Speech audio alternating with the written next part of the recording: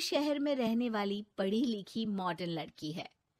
वो और पवन साथ कॉलेज में पढ़ते थे। धीरे धीरे उन दोनों में प्यार हो गया।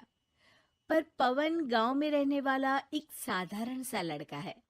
मधु के पिता हमेशा उसे ये बात कहकर ताना देते हैं। तुम वहां गांव में कैसे एडजस्ट करोगी?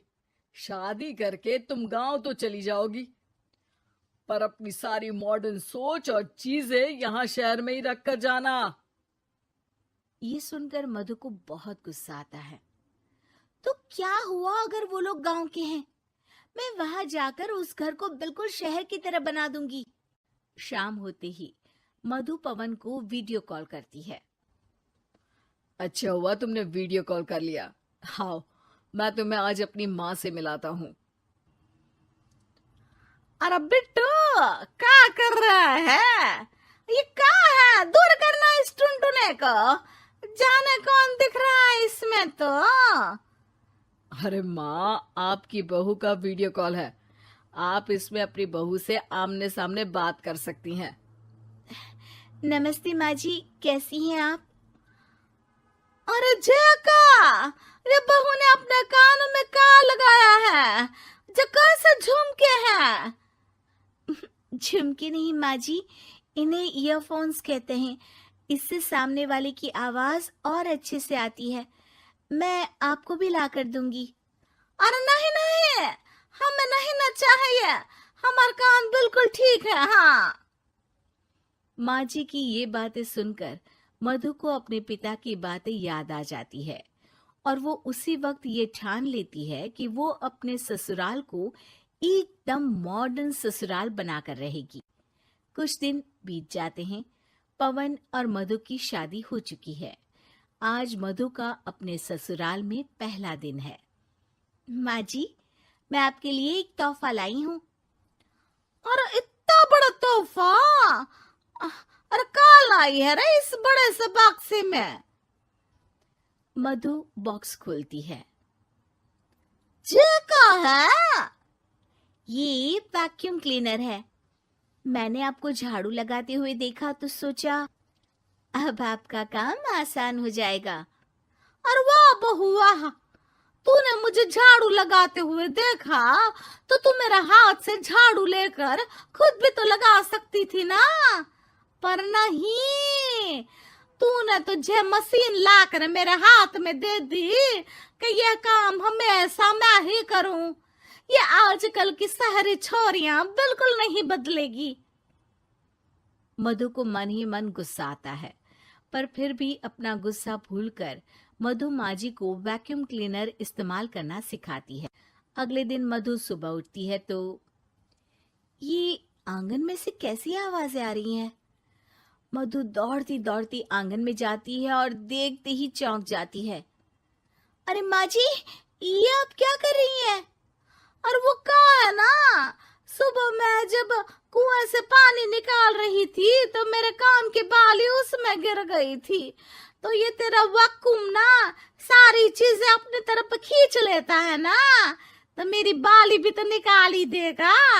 उसी की कोशिश कर रही हूँ, पर न जाने क्यों अब ये चालू ही नहीं हो रही तेरी मशीन। अब वो चालू होगी भी नहीं। पर अब कुएं में से पानी निकाल क्यों रही थी? अरे कमाल करती हो ना बहू। पीने के लिए पानी क्या तेरे मायके से लाऊं मैं? अरे कुएं से ही तो निकालना पड़ता है। हाँ, पीने के लिए पानी, और वो भी कुएं से। मधु दिमाग लगाती है और थोड़ी ही देर में घर में वाटर प्यूरिफायर लगवा देती है। ये देखिए माँ जी, इसमें बस एक बार पानी भर देंगे तो नल में पानी साफ होकर बाहर आएगा। अरे वाह रे बहू, ये तो बहुत ही बढ़िया चीज है। रात हो जाती है। मधु जैसे ही प्यूरिफायर का नल चालू करती है तो वो अचानक से फट जाता है और सब जगह पानी पानी हो जाता है। अरे ये क्या हुआ? ये क्या हो गया? मैंने तो बस इसमें उबला हुआ पानी डाला था, ये इतनी जल्दी खराब हो गया। अरे ये सारी शहरी चीजें सब ऐसी ही होती है कबूरी। आपने इसमें उबला पानी डाला था। हाँ तो फिर पानी तो तभी साफ होगा ना जब उसे उबालेंगे। ये मशीन का कोई जिन है जो हमने जो बोला वो कर देगी है? मधु को बहुत गुस्सा आता है। इस तरह तो मेरा अपने ससुराल को मॉडर्न बनाने का सपना अधूरा ही रह जाएगा। नहीं, मैं इस तरह से हार नहीं मान सकती। थोड़े ही दिन में मधु पूरे किचन को मॉड्यूलर किचन में बदल देती है।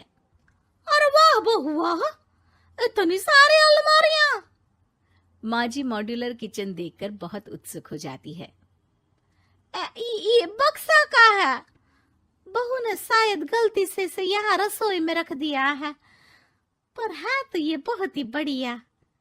अगले दिन सुबह। अरे मायरी, क्या हो गया? मैं तो बर्बाद हो गई।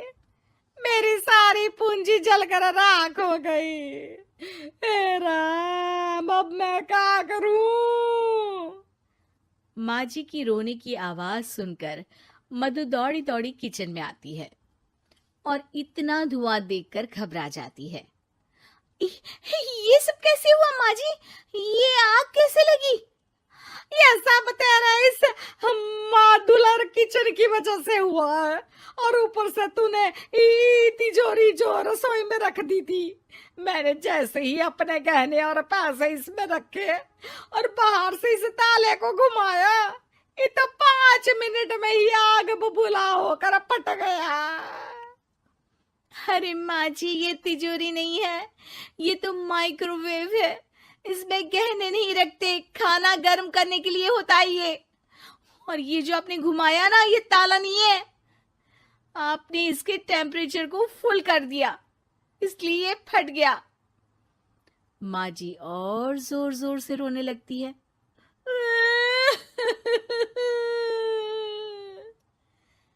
मधु सर पीट लेती है और कसम खाती है कि अब ससुराल को मॉडर्न बनाने की कोई कोशिश नहीं करेगी। मुझे माफ कर दीजिए माँ जी, आप जैसी हैं वैसी ही ठीक है। मधु को अपने पिता की कही बात याद आ जाती है और मधु वापस घर और किचन को पहले जैसा ही कर देती है।